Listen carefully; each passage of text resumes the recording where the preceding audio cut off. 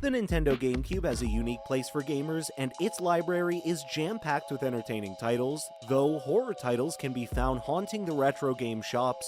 GameCube games were either amazing solo adventures or pleasant couch co-op experiences. The creepy games launched during the GameCube generation were undoubtedly responsible for a few shocks and shrieks in the early 2000s. Still, what are these games? Stay tuned as we run down the top horror games ever released on the GameCube. First, Resident Evil 3 Nemesis. A nemesis is a dangerous man. Nemesis may be the most dangerous beast in the Resident Evil universe, and unfortunately for the player, he's all over this game. Resident Evil 3 Nemesis is filled with survival horror stress, exacerbating the constant pressure of being pursued by Nemesis. The game also gives choices that result in varied ends. Therefore, replaying Resident Evil 3 Nemesis numerous times is recommended for the complete experience. Because the game is short, this is a welcome feature, though players may be afraid to return to Nemesis's playground. Moving on at number 2, Killer 7. Think again if you thought Kojima's writing was strange and complicated. Suda51 tells the narrative of an alternate future in which the world achieves peace and nuclear disarmament, only for a new terrorist group known as Heaven Smile to appear and wreak havoc. Its members are afflicted with a virus that increases the drive to kill those infected. Smiles are given a bomb organ that allows them to explode anytime. As a result, Heaven Smile is stopped by a group of assassins known as the Killer 7, commanded by an old man who uses a wheelchair named Harmon Smith. Smith possesses the multifoliate personae phenomenon, which enables him to morph into one of his 7 assassin personas physically. Killer 7 was Suda51's first game released outside of Japan, and it was as stylistic as it was polarizing, keeping with his unconventional narrative and direction. The title was intended to be a cult game due to its convoluted and simply strange story, unusual graphics design, and gameplay, switching between 7 wildly diverse characters at random and shooting down unseen adversaries. While confined to what was essentially a rail shooter, hardly screams mainstream appeal. Nevertheless, Killer 7 triumphed over those who gave it a go.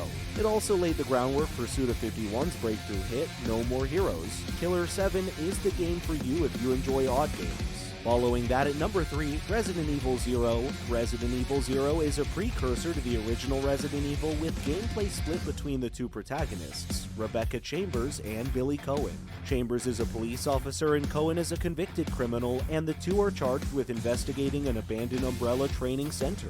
For the most part, Resident Evil 0 is more typical RE fun with a solid mix of undead dread and puzzle solving. This game is essential for series fans, as it contains lore that affected the overall narrative. Next, at number 4, Hunter the Reckoning. Monsters and vampires are out to destroy humanity, and it's up to 4 separate hunters to stop them and end the madness. There are 23 levels of chaos in Ashcroft, a prison town in the world of darkness. After the animals take over the dungeon, convicts begin rising from the dead as vampires, only fueling the flames. Players can use a variety of ranged and melee weapons, as well as perform spells known as edges. Hunter the Reckoning is a blast to play, and the art style is dark and morbid, so everyone with a GameCube should give it a shot. Moving on at number 5, Resident Evil.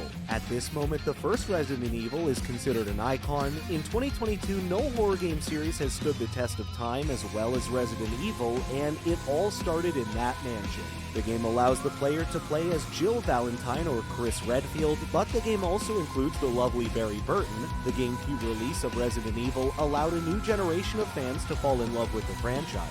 The game is a horror game mainstay and a pioneer of zombie games. Even after being ported across generations of platforms, the game keeps players feeling trapped and scared. Following that, at number 6, The Legacy of Kain, Blood Omen 2. Kain awakens in Meridian, Nosgoth's industrial capital city, 400 years after the events of Blood Omen, Legacy of Kain. He has few memories and has lost much of his prior authority. He is visited by Uma, a vampire who informs Kain that he has been sleeping for 200 years. It turns out that Kain's takeover of Nosgoth was met with opposition from the Seraphan Order, an army of vampire hunters that fought Kain and his army. The Seraphan Lord, the Order's leader, then claimed the Soul Reaver from Kain. Following their victory, the Seraphan established strict martial control on the human population of Nosgoth, began an industrial renaissance, and hunted the last vampires to near extinction.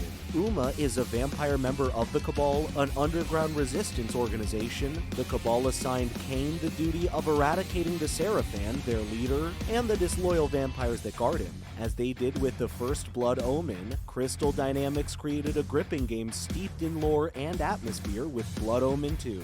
Unfortunately, the game lacks the additional gameplay components featured in Soul Reaver 2, which was created concurrently. Instead, the game returns to the door and switch scenario with mediocre combat featured in the first Soul Reaver, which by this stage had grown tiresome. Despite the repetition, there is enough charm for lovers of the original to enjoy. Unfortunately, it simply makes you hope for the series revival. Next at number 7, Blood Rain.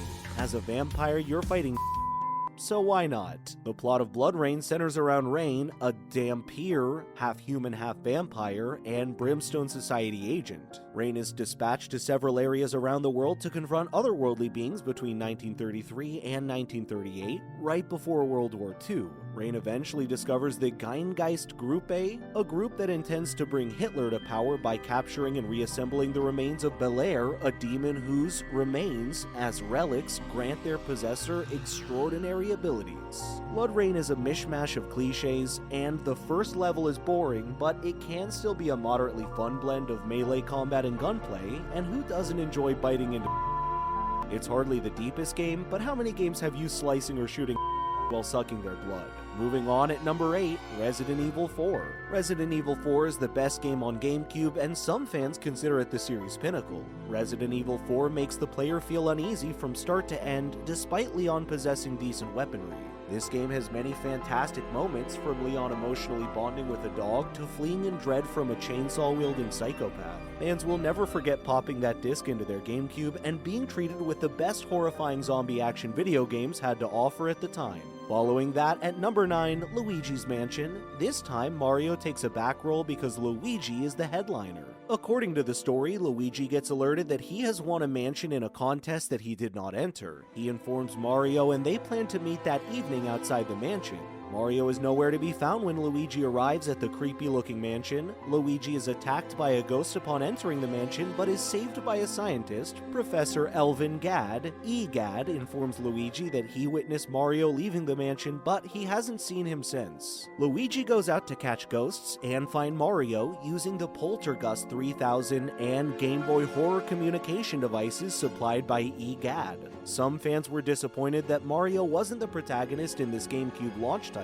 However, Luigi's Mansion emerged as the clear winner after people started playing the game. The game sold over 2.5 million units, making it the best-selling GameCube title. The mechanics of ghost hunting with the Poltergust 3000, a high-powered vacuum cleaner, were delightful and exciting, giving fans a taste of what it was like to be a Ghostbuster long before Ghostbusters, the video game, had arrived. And the graphical elements, such as Luigi's breath or the reactions of things in the mansion to being stuck in the suction, only contributed to the overall effect. The game's success spawned its series, which continues to this day with Luigi's Mansion 3. Finally, Eternal Darkness, Sanity's Requiem. Then there's Eternal Darkness, the system's second major horror title. The Silicon Knights title has gameplay principles similar to Resident Evil, but the game's sanity effects were the main lure. You took control of one of 4 main characters from 4 different historical periods, which the game alternates between. Alexandra Roivas is the narrative's protagonist who arrives at her family's house in Rhode Island after her grandfather, Edward Roivas, is found brutally killed. Alexandra continues investigating the estate for clues as to who committed the crime, finally discovering the Tome of Eternal Darkness. The game then jumps from character to character. That's just the beginning of the strangeness. The game features a sanity meter, a genuine Nintendo patent that players must maintain. As the meter depletes, the environment changes and random events begin to occur, indicating the character's grasp of reality. Minor issues include skewed camera angles and strange noises. Still, as things got hairy, you had walls and ceilings begin to bleed, the character suddenly dying, fourth wall breaking effects, and even simulated problems impacting your TV or GameCube. If you ever had your TV signal cut out while playing a game, you know it's often more terrifying than the game itself. Well, that marks the end of our video for today. We hope you enjoyed it. On your way out, make sure to hit that subscribe button for more content like this in the future. Thanks for watching. We'll see you in the next one.